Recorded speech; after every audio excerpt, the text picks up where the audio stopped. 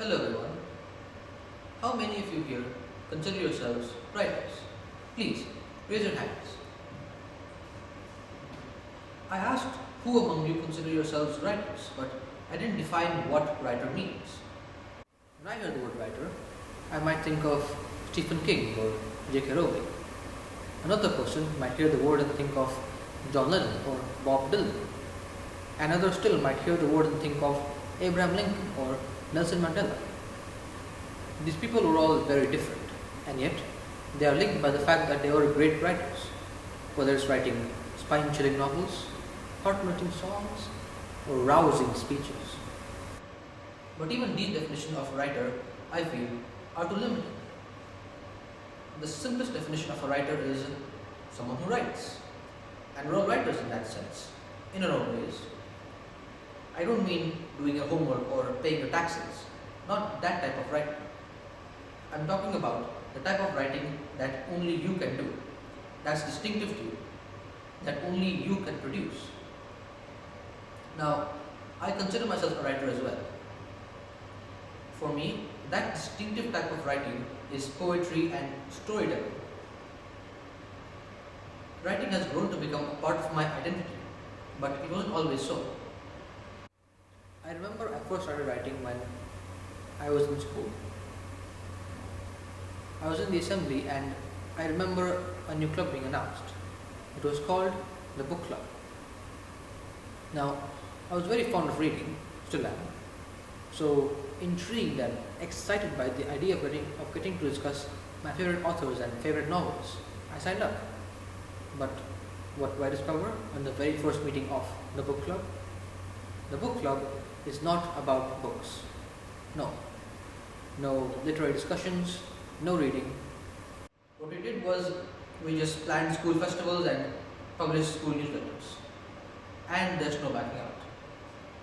So I'm sitting there and everyone else is doing anything except reading. I'm wondering how I can spend my time.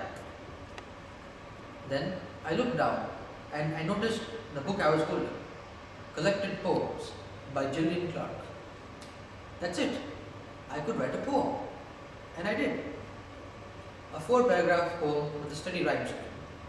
It was about how it felt like to be a student. I titled it, To Be in Education. I wasn't too sure about it. I didn't think it was that great. But to my surprise, my teachers liked it. My peers liked it. So I wrote a longer one. Then I wrote a short story. Then a slightly longer short story. This went on and I started writing poems and stories that I actually felt proud of. Before I knew it, I considered myself a writer. Think back to a time when you discovered your first passion, the thing that made your eyes light up, the feeling it gave you. Poetry and storytelling gave me that feeling. It took just one poem. One poem opened me up to a world of possibilities. One poem gave me the confidence I needed to let my creativity unfurl. One poem gave me an outlet for all the little ideas and storylines and plot twists that popped up in my head.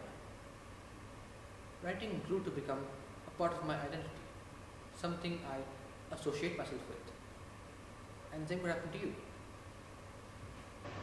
Writing poems helped me express my true self. But it doesn't have to be poems. It could be songs. It could be speeches. It could be your ideas on the future or your opinion on global matters. It could be a diary entry or a journal. If something has deeply and personally affected you, you can write about it. Let your emotions flow onto the paper. And the best part is, you don't necessarily have to show it to someone else. You can write for yourself. I learned that a few years ago. See, at this point, I had written quite a lot. Poems, short stories, even school plays. I was rather confident in my work. One day, I heard that the school yearbook was being printed and that only a few pages would be dedicated to student-written pieces. I thought, well, surely, I can get my poem into the yearbook. Can't be that hard, right? Enter Miss M. Miss M was the teacher handling yearbook entries. That isn't her real name, I'm just saying that to avoid an angry phone call. I sent Miss M one of my poems, and she responded, way too long. I say, okay. I shortened it and sent her again. Oh, now it's way too short. Make it longer. I say, alright. I change it accordingly and sent her again. Change this word, doesn't sound nice. I say, okay, sure. I change it again. Something doesn't seem nice. Rewrite the word. Sure, as you say so. This went on and on, back and forth, back and forth. And after many rewrites and much frustration on my part, she finally agreed. Finally! I felt so accomplished. One of my poems was being submitted, was being chosen out of the possible 100 that were submitted. At the end of that school year, with such joy and excitement, I opened the yearbook and searched my poem. As I skimmed through the pages, my anticipation grew. I knew I would feel so glad when I finally found my poem, after all that hard work, after how hard I had tried to get my poem selected. Page after page I turned, until at last I found my poem. Expecting to feel such an overwhelming sense of pride, I read my poem aloud, but something felt missing. Something felt wrong. It wasn't my poem. My name was under it. I had written it, but it wasn't my poem. It didn't have my vocabulary. It didn't have my rhyming. The passion wasn't there. The love wasn't there.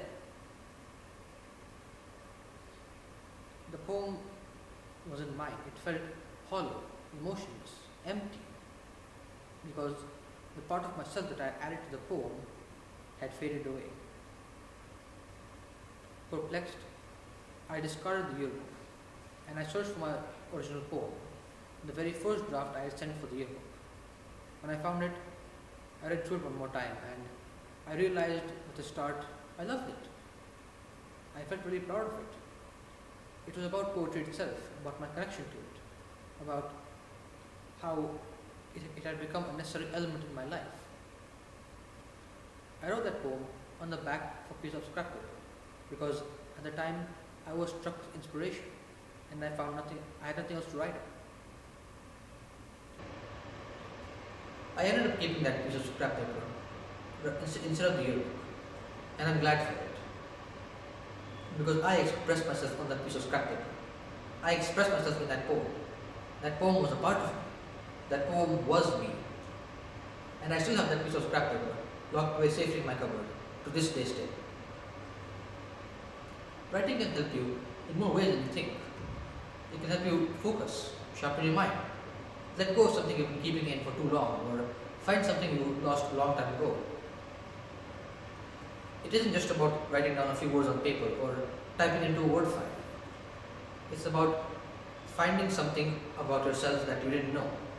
It's about making something that shows the world who you are, or making something that shows you who you are. I would like to recite a snippet of my poem that I submitted for the yearbook, the original one. Inspiration comes seldom when the heart is in pain. It knocks and then leaves without looking back again. For the mind is chained in dilemma by the heart. I am stuck between reality and the bliss of my art. I shan't abandon my craft. It would be a curse if I were to live my life without rhyme and without verse.